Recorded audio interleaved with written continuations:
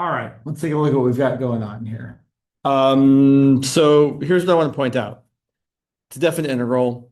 It might be improper, it might not be. But what I really care about first is dealing with just, I know I'm going to have to anti-differentiate that regardless of what else is going on. And I know it's going to be more involved than just knowing the antiderivative, right? I have to do some sort of process here. I think it's a U substitution. So I'm going to do it on the side, right? Or before I do any of this, I'm just going to do the indefinite integral of 1 over x natural log of x. I see it's a u substitution. We're going to let u equal the natural log of x. Our du is going to be 1 over x dx. So this becomes exactly the integral of 1 over u, and then my 1 over x times dx is just my du. That's going to be the natural log of the absolute value of u, which is going to be the natural log of the absolute value of the natural log of x. And here, the thing that's maybe hard to see, maybe not, I don't know. The thing that's making this integral improper is the fact that if you plug in 1 for x, the natural log of 1 is 0, and that's going to give us division by 0. So to correctly do this integral, we should first rewrite it as the limit as a approaches 1 from the right-hand side of the integral from a to e of 1 over x natural log of x dx. But then, since we did the whole anti-differentiation over here, we already know that the antiderivative of that's going to be the natural log of the absolute value of the natural log of x. So we can immediately jump to the next step and say, great, that's going to be the limit as a approaches 1 from the right of the antiderivative, which is the natural log of the absolute value of the natural log of x, evaluated from a to e. And then we can plug in our limits of integration. So we've got the limit as a approaches 1 from the right of the natural log of the absolute value of the natural log of e minus the natural log of the absolute value of the natural log of a. Okay, let's see what's going on here. The natural log of e is equal to 1. The natural log of 1 is equal to 0. So this whole part is going to be 0. Okay, actually, that's fine. The natural log of 1 is 0. And the natural log of 0 is, what's the natural log of 0? So if you think about the graph, and this is really how I would think about it. If you think about the graph of the natural log of x function, it looks like this. As you get closer and closer to 1, the function gets close to 0. And as you get closer and closer to 0, the function gets very, very, very, very, oh, you can't quite see that, sorry. Gets very negative. You got that vertical asymptote there. So as the argument gets closer and closer to 0, the natural log of something really, really close to 0 is going to go to negative infinity. So here we're getting 0 minus minus infinity. I don't really care that it's positive infinity, but what I do care is that my integral diverges. So the integral from 1 to e, not infinity, sorry about that. The integral from 1 to e of 1 over x natural log of x dx diverges. This diverges to infinity, but really we just care that it diverges. And there's something I was going to do here. So let me scooch things over here just a bit so I'm not caught up in this stupid thing. Sorry, 1 sec. Okay. Sorry. Okay, there we go. Now we can see everything. All right, cool. Questions about this problem at all? Oh, here. Another question is why can't they hold on? Here you go.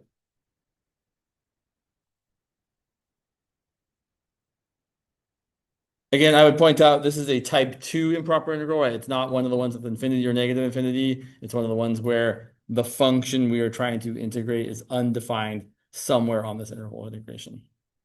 We should do one more. I'm gonna give you one more because I thought of one more thing that we should talk about. And then we'll move on to, I think, area stuff.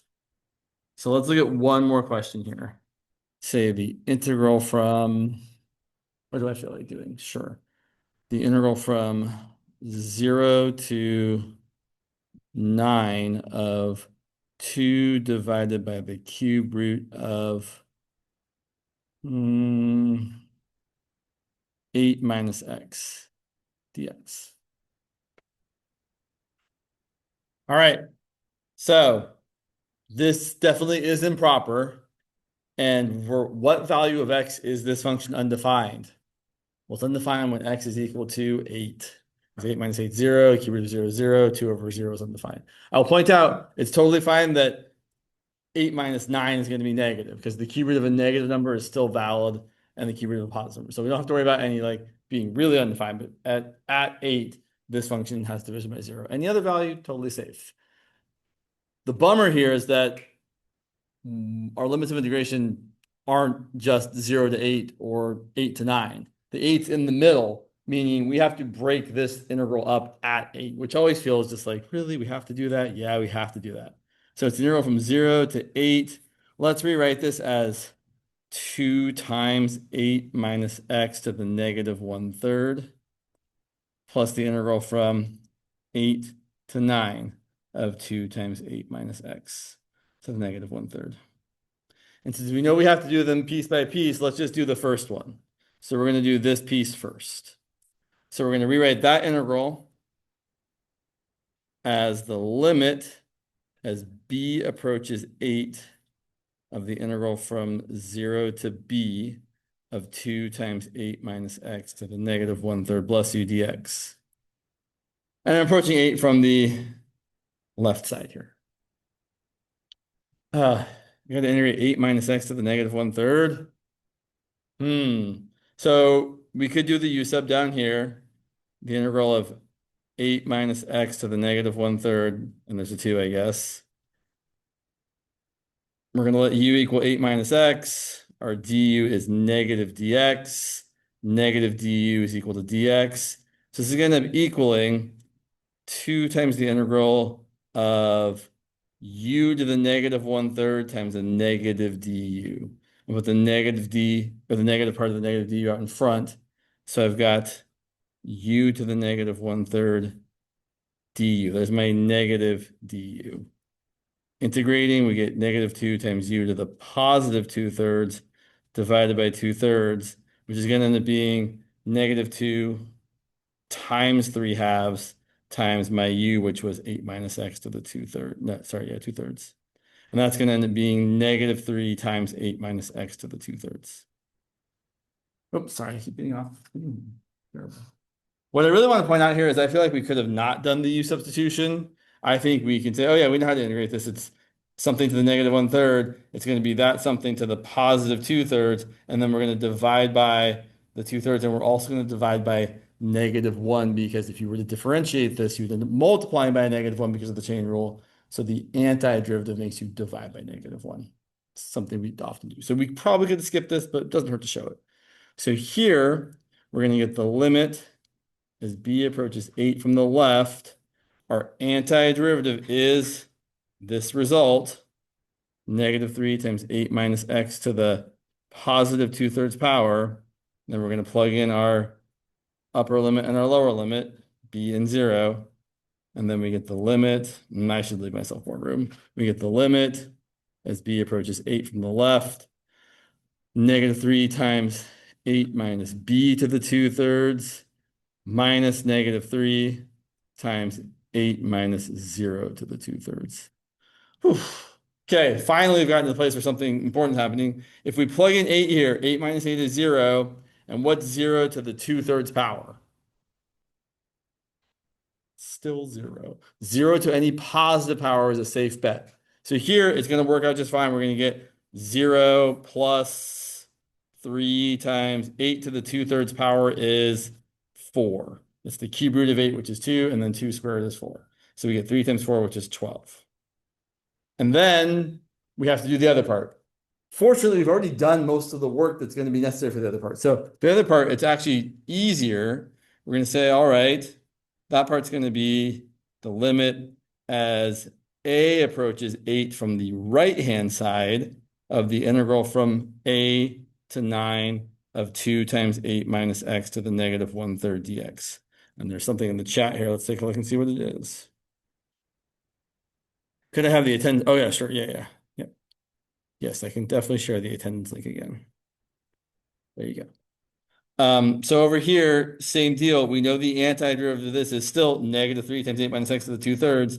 So it's going to be the limit as a approaches 8 from the right of negative 3 times 8 minus x to the positive 2/3, evaluated from 8 to 9. We plug in the 9, we plug in the a, we get the limit as a approaches 8 from the right of negative 3 times 8 minus 9 to the 2/3 minus negative 3 times 8 minus a to the 2/3.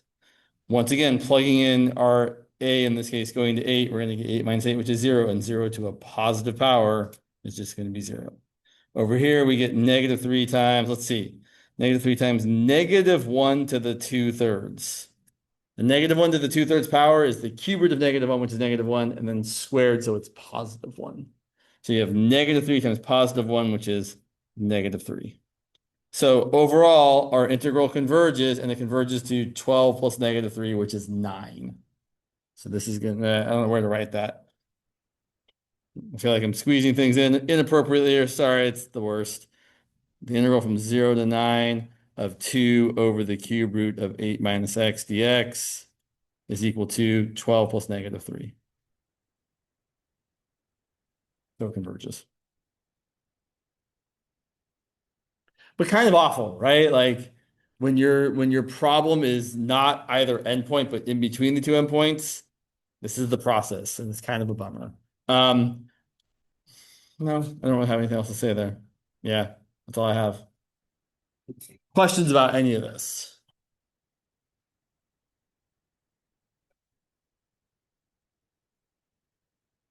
So again, we've talked about improper integration. So I believe, and correct me if I'm wrong, the next place you guys are talking about area between curves. Okay, all right, cool. So I make sure some of these people skip around weirdly. So area between curves is not too terrible, but we definitely should do some examples. So let's talk about the area between curves.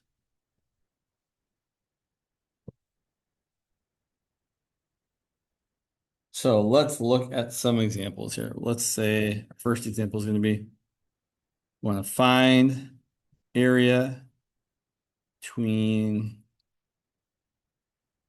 y equal to x squared minus 2x and y equal to 3x. And while you don't have to typically graph these functions to be able to do the problem, it's later. While we don't have to graph these typically to find the area, it doesn't hurt. So we'll graph this one, and then we'll talk about how you don't actually have to graph the process for that.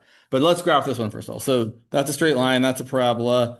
I know they're going to intersect, so I probably actually want to find the points of intersection. So if I set x squared minus 2x equal to 3x, bring everything to the left, x squared minus 5x equals 0, factor, you get x times x minus 5 equal to 0. So they're going to intersect at x equal to 0 and x equal to 5.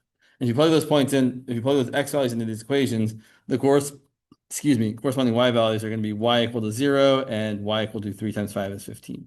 Or y equal to 25 minus 10 is 15, either way. So our points are 0, 0, and 5, 15. My graph probably not going to look great, but that's fine. So I know I have some parabola that's doing this upward opening thing. It's got 0, 0 is one of its points, and then 3, 15 is another point. And then my line, which probably is going to actually be steeper than I'm going to make it look, but since I don't want to draw that much, there's my line. And I've got the point 0, 0 right there, and that point of intersection is 3, 15. Our idea here is much like it was when we were finding the area under a curve. In fact, technically, when you're finding the area under a curve, you're really finding the area between curves. It's the area below your curve and above the line y equals 0. It's still between two curves. It's just your bottom curve is 0, so we don't really think about it that much. But it's a similar idea here. We're going to essentially say there's a rectangle, and then I'm going to add up all the areas of the rectangles. So the area of just that single rectangle is the base times the height. The base is some small change in x, like a delta x or a dx. And the height is the top function minus the bottom function, right? Because here the height's something, but over here, right, it's a different height because the functions are maybe further apart. And way over here, it's a different height because the functions are closer together. but whichever place I'm finding the height at, it's still going to be whatever this top value is minus whatever this bottom value is. That's going to help tell me what the difference in the height of those functions are. So it's essentially going to be the top function minus the bottom function. That's the area of one little rectangle. And then we want to add up all the areas of all the rectangles. So that we add up the areas is by taking the limit of the infinite sum, or in other words, the integral. So we're going to do the integral from as far left as 0 to as far right as 3 of, again, the top function minus the bottom function. In this case, that's going to be the top function 3x minus the bottom function x squared minus 2x times our dx or our delta x. Again, just to make it super clear, the idea here is that this is the height of your rectangle, this is the width of your rectangle, and this is us adding up all the rectangles. All the areas of the rectangles, I should really say.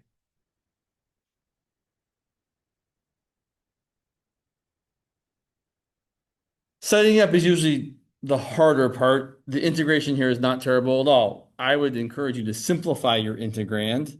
So I'm going to rewrite this as the integral from 0 to 3 of, let's see, 3x minus 2x is 3x plus 2x, which is 5x, and minus x squared. We're going to anti-differentiate. We're going to get 5x squared over 2 minus x cubed over 3, evaluated from 0 to 3. We're going to plug in. We're going to get 5 times 9 over 2 minus 27 over 3 minus 0 minus 0. You should at least think about it. If I plug in 0, does it actually, yeah, it's 0 minus 0. Okay.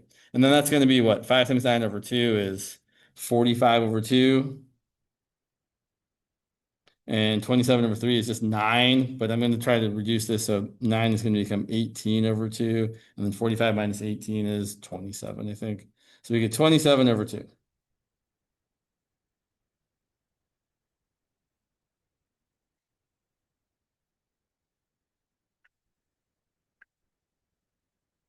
I made a mistake. Who wants to tell me my mistake?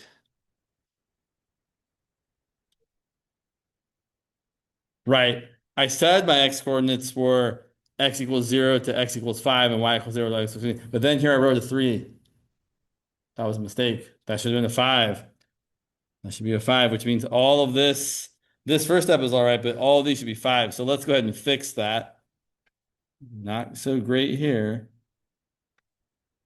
That should be a 5, not a 3. That should be a 5, not a 3. Good thing my 3 is turned into 5 so easily.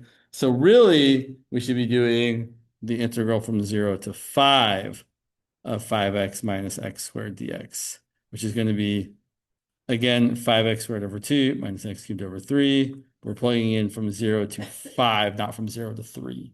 So we're going to get 5 times 5 squared over 2 minus 5 cubed over 3 minus 0 minus 0. Here's a smart way to simplify this. So if I'm simplifying this, I'm going to get, let's see, 5 times 5 times 5 is 125. So I have 125 over 2 minus 125 over 3. And while you could certainly multiply like this one by 3 over 3 and this one by 2 over 2 and then subtract them, I think it's a little easier to factor out the common 125 that happens to be there, which kind of happens more often than you'd expect. Like when you plug things in, you kind of get the same number on the top of two fractions. That's something that, at least the problems we design, often end up coming out that way. So I'm going to make my life seemingly easier, factor out the 125. I'm left with 1/2 minus 1/3, which to me just feels more manageable. That's going to be 125 times 3 over 6 minus 2 over 6, which is 125 times 1/6, or 125 divided by 6. To me, that just feels a little bit nicer than saying this is like 375 over 6 minus 250 over 6 and then getting that. It's probably the same amount of work, but it feels easier that way. All right, so for that problem, how would I have done that problem if I didn't draw it? Well, the only real issue if I didn't draw it is knowing which function's on top. So I'll point out if we don't draw the region,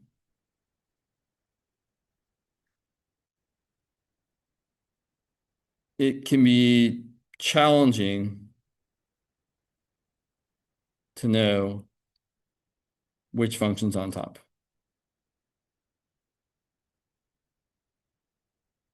There are two ways to deal with this. One way is what I usually do, say, okay, well, let's say we set it up. We know we had y equal to, I forget what the functions were already, y equal to 3x and y equal to, I think it was x squared minus 2x. And we knew that the points of intersection were x equal to 0, y equal to 0, and x equal to 5, y equal to 15. One way to tell which function is on top, well, they intersect at these 2 points, meaning at those 2 points, they have the same height or elevation. But everywhere in between, one function has to be always higher than the other one. Otherwise, they would have intersected again. So to figure out which one's higher, pick any value between x equals 0 and x equals 5 and sub it into each function. If you plug it into this first function, say we plug in like x equal to 2, y equal to 3 times x is y equal to 3 times 2, which is 6. And y equal to 2 squared minus 2 times 2 is going to be y equal to 0. So plugging in x equal to 2, the line has a higher value than the parabola. So we know the line is the higher function. So setting up the integral, this tells us, right, the fact that this is bigger than that, this tells us that we should write it as the integral still from 0 to 3. We know that the straight line has to be the top function and the parabola has to be the bottom function. And that's what I would usually do. An alternative way of doing this, which I don't love, but it's totally, totally valid. I just don't like it because I'm biased. I don't know why I don't like it. I just don't. Is let's say you did it the wrong way. Let's say we did all this work. You might not want to write this down, but let's pretend like, we said we had the integral from 0 to 3 and we accidentally subtracted and did x squared minus 2x minus 3x. And then we simplified it and we got the integral 0 to 3 again. Really? You guys let me go to it? No. 0 to 5. 0 to 5. Okay, let's try that again. We did the integral. We had, x squared minus 5x dx. We got x cubed over 3 minus 5x squared over 2 from 0 to 5. We plugged in and we got 125 over 3 minus 125 over 2, which ended up becoming negative 125 over 6, which we know shouldn't be the answer because an area calculation should always give us a positive result. The one thing you can do, which always feels a little shady to me, but is really fine, is you can just put absolute values around every part of your equation. So absolute value there, absolute value there, absolute value there, absolute value there, absolute value there equals positive 125 over 6. It's technically correct. No one can say you're wrong for doing it that way. I just don't like it as much. But it is a correct way of doing it. So let's look at some more examples. And I'll point out that this thing I just talked about, trying to figure out which function's higher up based on like finding a point in between where they intersect, only really works if you were said find the area between these two functions, meaning these two functions intersect at least 2 points more, and your job is to find the area between them. But it doesn't work with some other situations, which we'll talk about in a second here. Let's look at one more example of this idea, though. Let's say we want to find the area between. I don't have a good one off the top of my head. Fine, I can go with that not exciting example. Sure. Y equal to. Tell me think for 1 second. No, I don't like that. Okay, fine. Y equal to 4x and y equal to x cubed. This example is fine. It's just not exciting, but it's a perfectly good example. So we're going to do the same thing we did last time. We're going to find where the functions intersect, and then we're going to figure out which function's higher in the interval. So we're going to set x cubed equal to 4x. Bring everything to one side. So x cubed minus 4x equals 0. Factor, you get x times x squared minus 4 equal to 0. Factor again, you get x times x minus 2 times x plus 2 equal to 0. So we actually have 3 points of intersection here. So you have x equal to 0, x equal to 2, and x equal to -2. What that means for us is these functions cross each other 3 times, right? There's one crossing, there's a crossing in the middle, and then there's a third crossing that closes it off. So what that really means is that we have to set up 2 integrals. One integral from -2 to 0, and another integral from 0 to 2. So our area is going to equal the integral from -2 to 0 of whichever function is on top minus whichever function is on the bottom, plus the integral from 0 to 2 of whichever function is on top minus whichever function is on the bottom.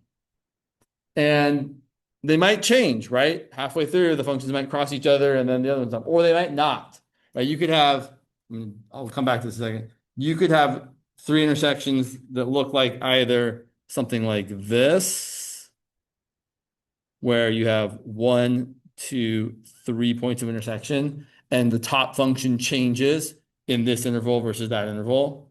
Or you could have something like this, something like, let me draw it. Let me imagine what I'm drawing before I try to draw it. Sorry. What am I trying to draw here? It's been a moment. I think something like, yeah, you have something like this, where you have functions that intersect 1, 2, 3 times, but the top one is always the same function, the bottom one's always the same function. So it's kind of a pain. And I would kind of say this example over here that I've started over here, this might be where an example where I said, I don't care. I'm not going to worry about which one's on top. I'm just going to pick one and then put absolute values around everything. Now, if you have more than one integral, you have to be extra careful. I'm going to do the integral from -2 to 0. I'd probably write it as x cubed minus 4x. dx, absolute values around that, plus absolute value of integral from 0 to 2 of x cubed minus 4x. That's probably how I would do it, even though it's not my favorite. The nice thing is most of the work is pretty much the same. So we're going to get x to the 4th over 4 minus 4x squared over 2, which is 2x squared, evaluated from -2 to 0, and then the absolute value of that, plus same deal over here, x to the 4th over 4 minus 2x squared, evaluated from 0 to 2, absolute value of all that. It looks kind of messy. So we start plugging in, we get the absolute value of 0 minus 0 minus -2 to the 4th is 16 divided by 4 minus 2 times -2 squared is 2 times 4, which is 8. Plus, similar deal over here, we plug in 2, we get 16 over 4, which is 4, minus 2 times 4, which is 8, minus 0 minus 0. And now here's finally where the absolute value comes into play. This part here is going to be the absolute value of -4 minus 8. So it's the absolute value of -4, which is just 4. Plus, here you have the absolute value of -4. So one of them you didn't actually need it for, but it's okay to still have it. So here we're going to get 4 plus 4, which is 8. Or you could have done it differently, right? You could have said this piece here, x cubed is the bigger function, 4x is the smaller function, by checking, like, we could check x equal to -1 and say that, oh yeah, plugging in -1 here, you get -4, plugging in -1 here, you get -1, so that's the bigger function. So this is the correct ordering here, whereas over here it's not. Plugging 1 for that interval from 0 to 2, plugging in 1 here, you get 4, plugging in 1 here, you get 1. So here, the 4x is the other one. So if we wanted to do this one the other way, we would have done this one as the integral from 0 to 2 of 4x minus x cubed. And then we wouldn't have had to use the absolute value. Either way is totally fine. Really, most of the time, you're going to draw a picture anyway. I know I said you didn't use that draw picture, but it's kind of a lie. You really should draw a picture, like, most of the time. Here's what I mean by that.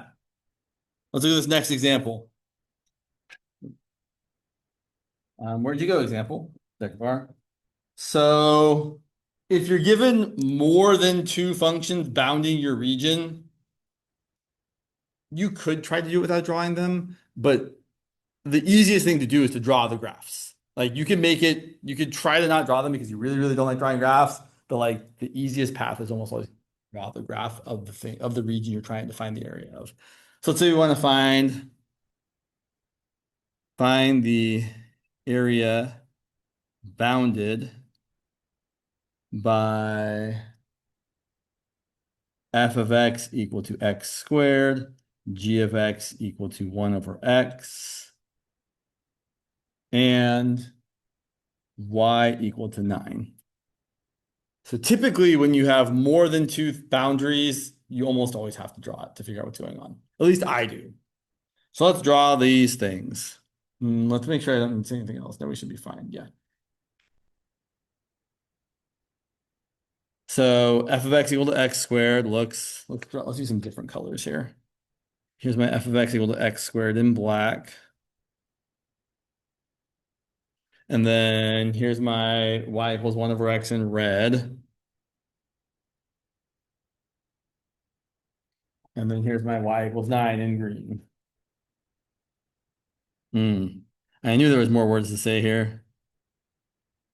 So I should be more explicit about what I'm describing here, because I'll point out that if you look to the left here, there's two possible choices for the region that's being bounded by these three functions, this black, red, and green function. It could either be this region here, right? That area is bounded by all three of those functions, but it could also be this area over here, which is not what I intended. So I should have used more words. I should have said, find the area bounded by these functions in quadrant 1. Because now that means I'm describing this region. Because this region, although it's bounded by all three of those functions, it's not wholly contained in quadrant 1. So we don't mean that. And usually people are pretty good about making sure they describe the right thing, usually. Okay, so let's start drawing some rectangles. Okay, I feel bad about this. So I've got some rectangles here, like this. Also got some rectangles over here. And I'm seeing a potential problem here. My bottom function, my bottom boundary isn't always the same throughout this whole interval. So I can't just, I should back up. I should find me where these functions cross each other. So let's see, setting the red and black function equal to each other. So we set 1 over x equal to x squared. Something to know about this. A lot of the times you can guess the number. Like and solving this isn't super hard, but like you might also just be able to see that x equal to 1 is the solution here. That is where these functions cross each other. They cross each other at the point 1, comma 1. You can also multiply both sides by x and get 1 equal to x cubed and then get x equal to 1. But what I'm trying to point out is you don't always have to do all that work to find the point you're looking for. Let's find out where these two cross. If I set 1 over x equal to 9, I'm going to get x equal to 1/9. And I pointed to the wrong ones, I think. That's the little words. I should label these things. This is the y equals 1 over x. This is the y equals 9. And this black one is the y equals x squared. So setting 1 over x equal to 9 and finding this point of intersection right here. So that's going to be the point x is 1/9, y is 9. And then setting x squared equal to 9. I'm going to get, well, I do get two solutions, x equal to plus or minus 3, but the one I'm interested in that is that one right there, 3, comma 9. That one over there is the other one where x is negative 3. Okay, so now that I found my point of intersection, I can start trying to write the integral. And again, the integral is going to be the same thing it has been every other time so far.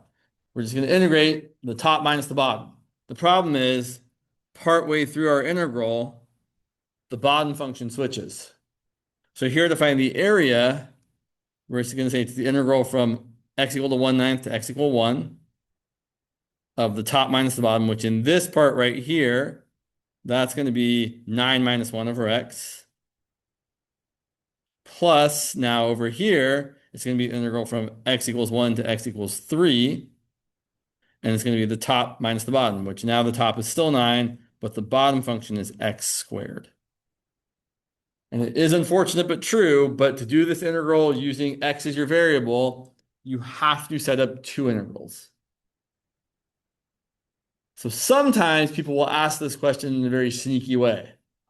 which is where you really, really, really have to read carefully. Sometimes you'll see a question like this on an exam, and it'll say the following words. It'll say, set up an integral for this region, for the area of this region.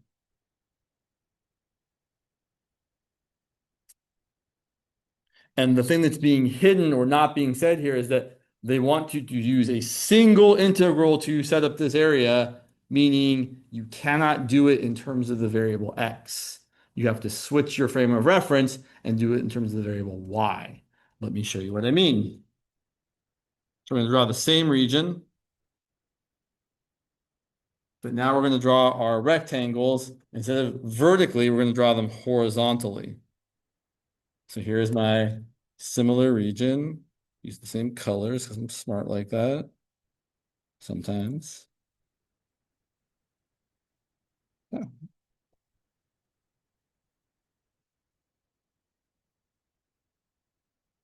So we're going to label things again, right? This is still y equals x squared.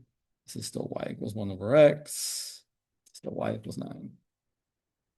But now the idea is instead of drawing a rectangle whose area is base times, or say base times height, where the base is a change in x and the height is the difference in the top minus the bottom, now we're going to draw our rectangles horizontally.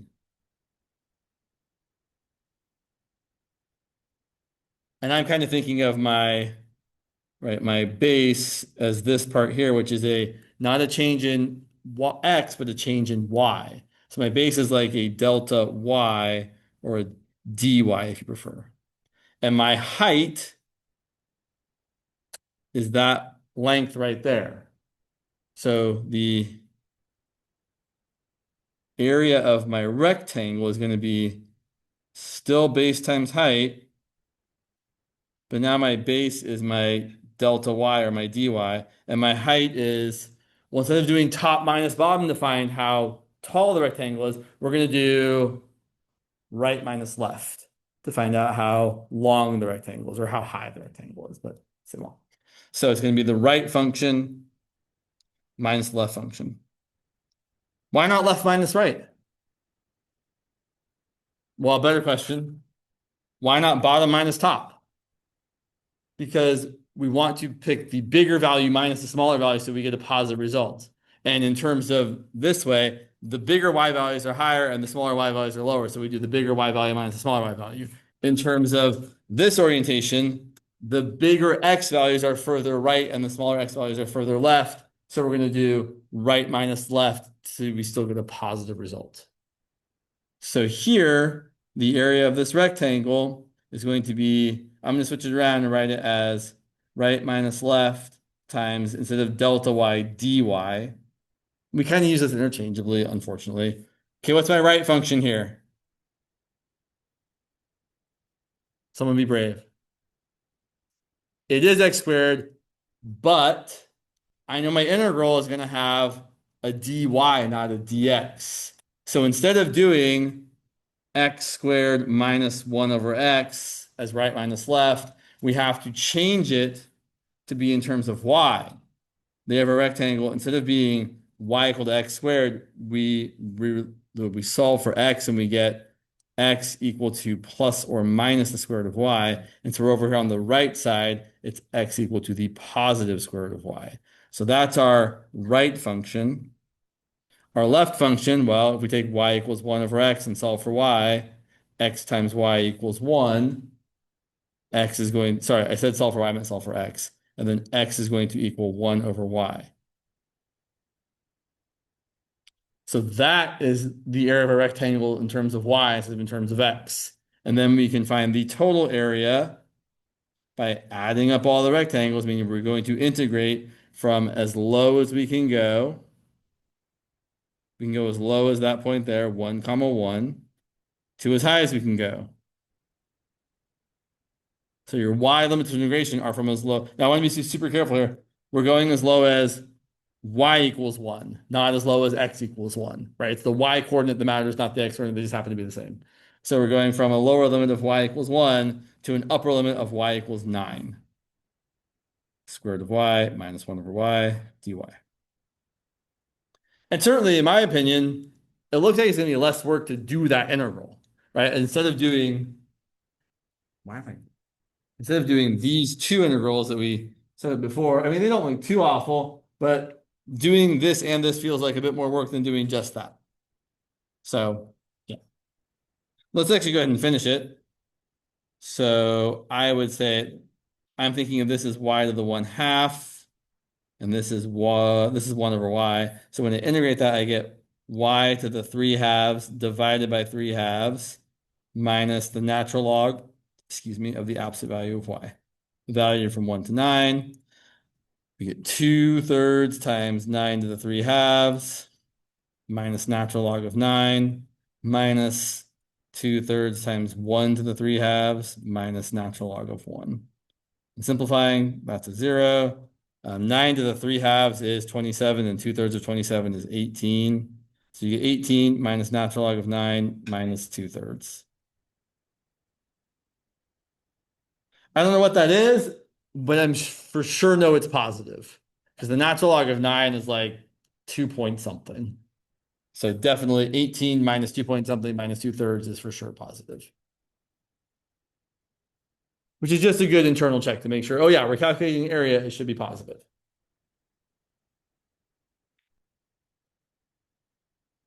Most of calculating area, or I should say most of the difference between calculating area between curves and just doing a definite interval you've been assigned is the setup. After you've done the setup part, the rest of it is just stuff we've already been doing. Anti-differentiating your function, plugging in your limits of integration. The nice thing here is that usually for most of these examples, the functions themselves are pretty straightforwardly easy to integrate because they're ones that are relatively easy to graph. So usually these problems are not too terrible. Let's look at, since we've only got 6 minutes left, let's look at one more example like this, or in a similar way. Let's say we might just set up here. So also a good word of warning, on your next exam, you'll probably see some problems that say set up and do not evaluate this integral. So make sure you read that carefully. You don't want to do the work of evaluating an integral, like finding the area, if you're only being asked to set it up. So read those questions carefully. So set up, but do not evaluate.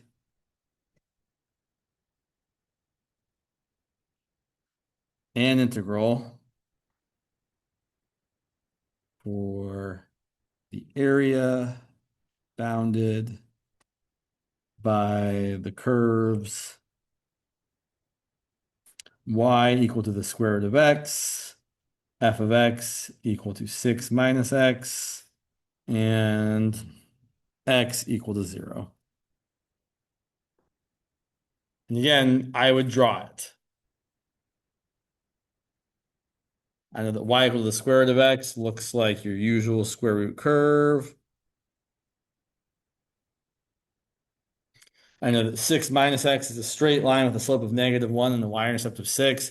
So it's looking something like that. I don't care about making it look perfect, just decent-ish. I might label the intercepts. I know that's 6, 0. I know that's 0, 6. And it's y equals 6 minus x. And then finally, be careful. X equals 0 is the y-axis over here. So here's my x equals 0. Whoops, that's terribly drawn. Sorry. The reason I point that out is because it's really easy to look at this region or to look at these pictures and to start shading in this region down here. That's not the right region in this example. If I'd said the line y equals 0, that would totally be the right choice. But here, they've given us this boundary, and this boundary, so it has to be the region that's touched by all those boundaries. So it has to be this region in here. Which I'm kind of happy about because since, well, how do I say this the right way? I want to do this using one integral. Also, because I technically said we should, because I said, right, an integral, not integrals. So I know that I want to use vertical rectangles here because no matter where I draw a vertical rectangle, however far right or however far left I draw it, the top function is always y equals 6 minus x, and the bottom function is always y equal to the square root of x. There's no change halfway through. On the other hand, if it was this region down here, I would have a change, right? If I drew this rectangle, the top is root x and the bottom is y equals 0. If I draw this rectangle, the top has changed to a different function. So I actually lucked out, I think, by getting this region and not that region. If I was doing this region with one integral, I'd have to use y's instead of x's.